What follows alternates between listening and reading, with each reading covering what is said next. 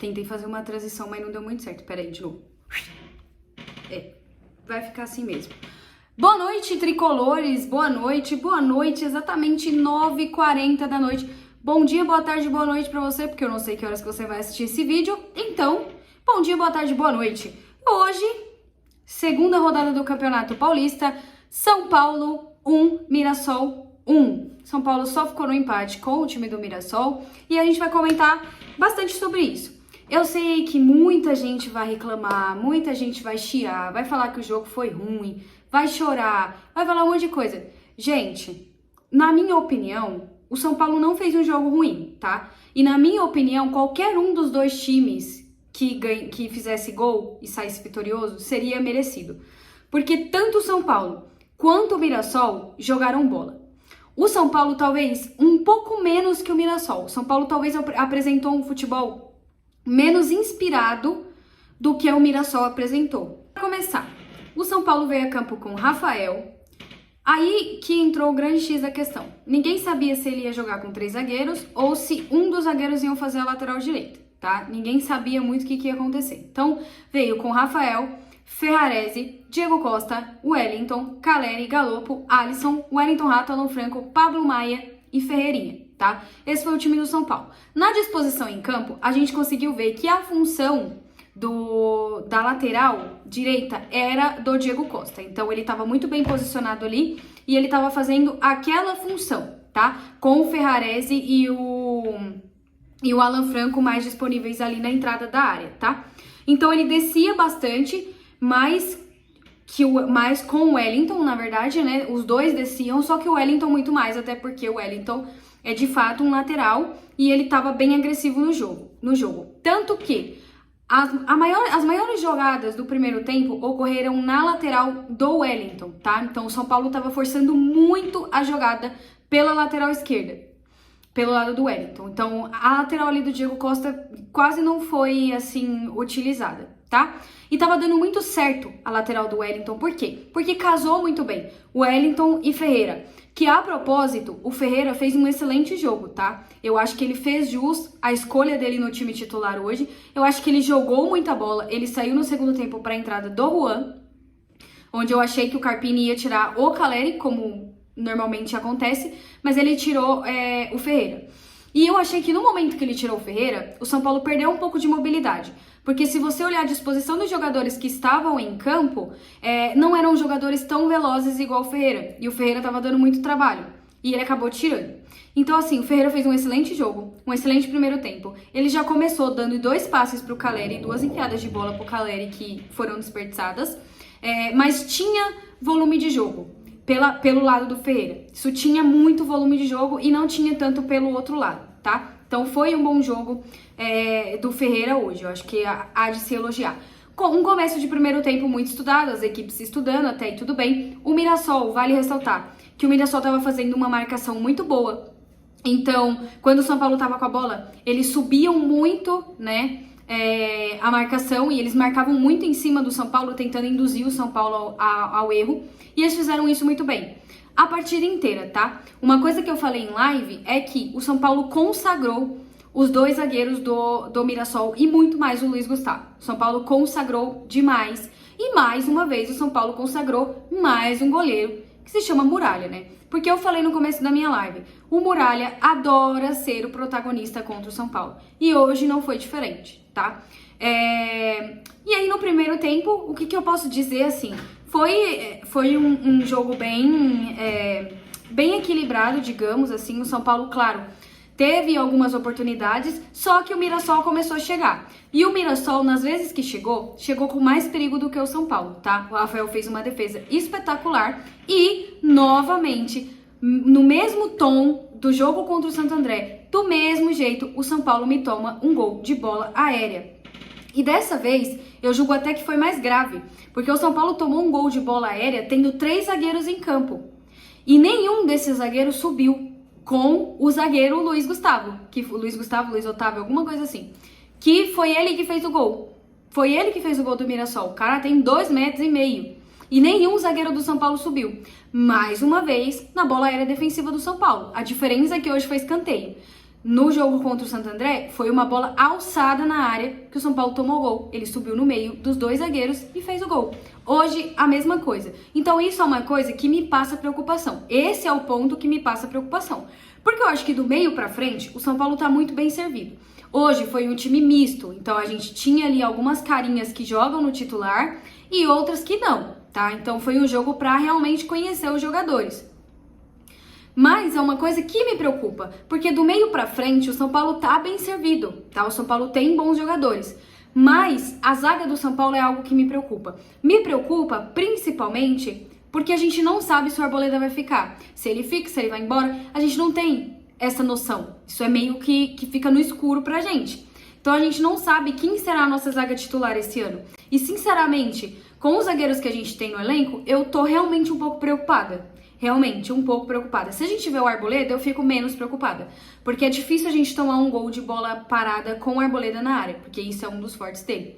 Então, mais uma vez, o sistema defensivo do São Paulo falhando. Jogadores errando passes bobos, assim. Teve alguns momentos no jogo que eu senti que o São Paulo estava muito nervoso. Que o São Paulo queria muito definir logo. Então, queria cruzar logo, queria chutar, queria alçar a bola na área, queria tentar lançamento. O São Paulo não estava com paciência para trocar passes, trocar e tentar achar. O que também foi muito bem dificultado pela equipe do Mirassol. Porque a equipe do Mirassol fez uma defesa muito bem concentrada no time do São Paulo. Muito bem concentrada. Então, o São Paulo demorava a definir. E quando você ia ver, tinha 6 jogadores do Mirassol em cima do jogador do São Paulo.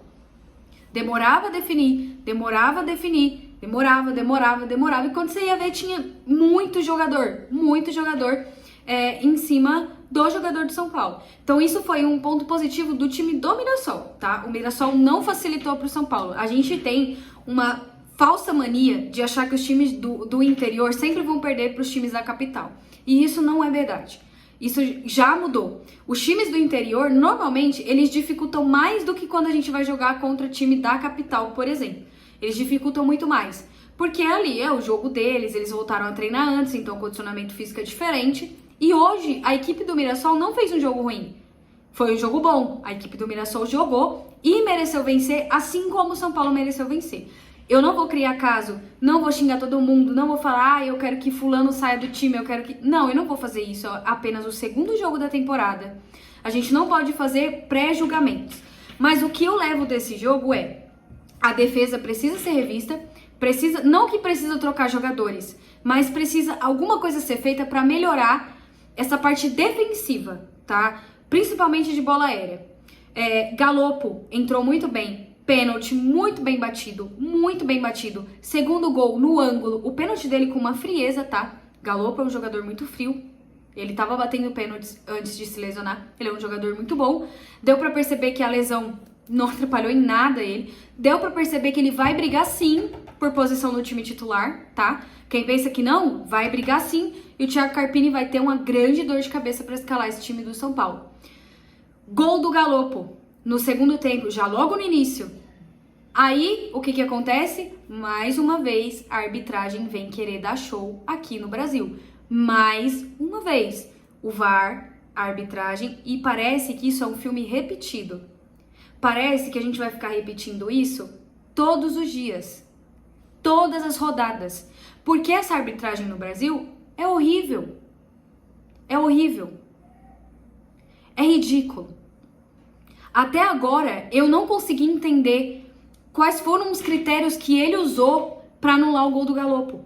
Um chute no ângulo, que o Muralha tentou chegar, o que significa que ele viu a jogada, o Caleri não atrapalhou ele tentou chegar na bola e a arbitragem foi lá e anulou o gol do São Paulo.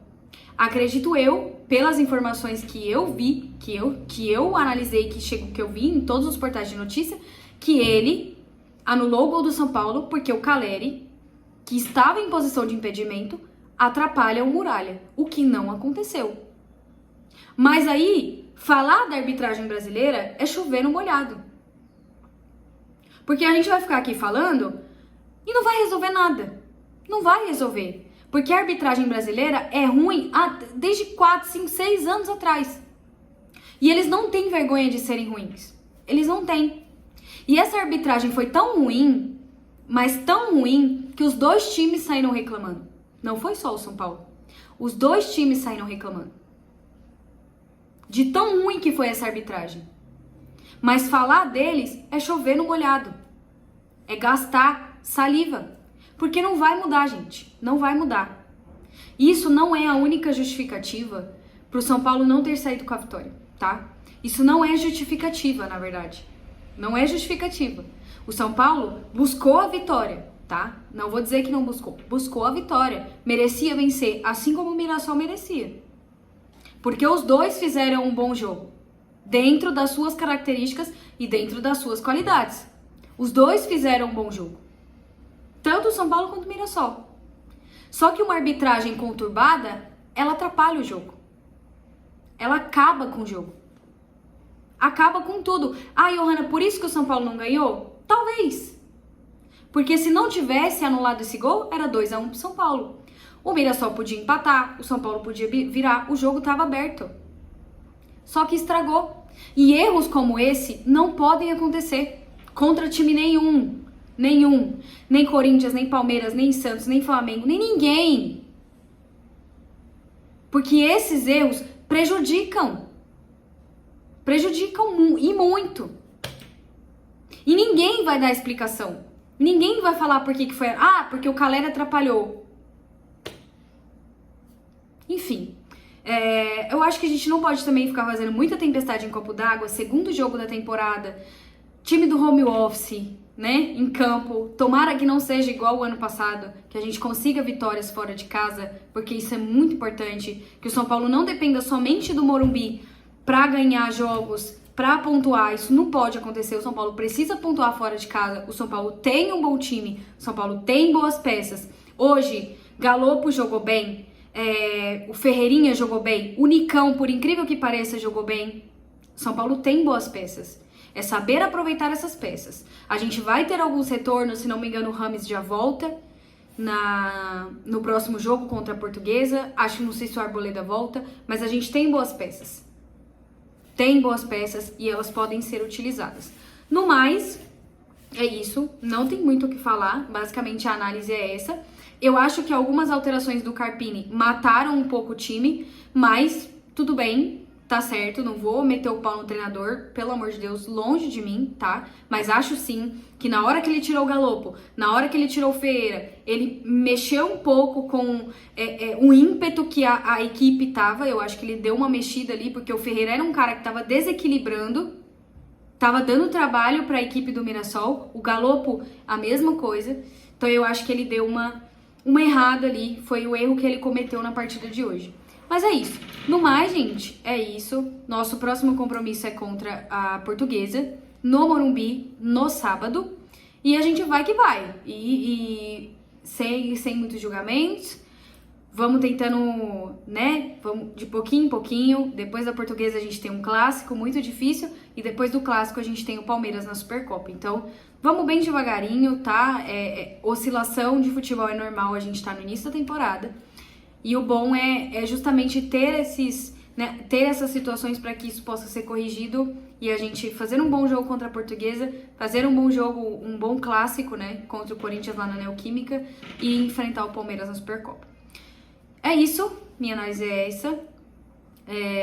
Me sigam nas redes sociais, vou falar mais uma vez. Eu tô fazendo live na Twitch. Hoje eu fiz uma live assistindo o jogo lá. Eu vou deixar aqui embaixo pra vocês todas as minhas redes sociais. Vou deixar lá o meu canal na Twitch.